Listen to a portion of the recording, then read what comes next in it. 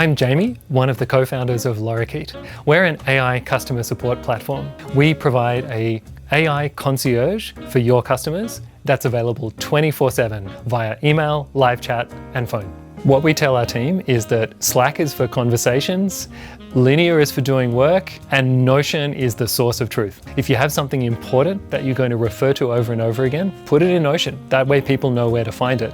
And now increasingly, you can ask the Notion AI agents to go find it for you. There's an interesting trend that's emerging at the moment, which is agents interacting with each other.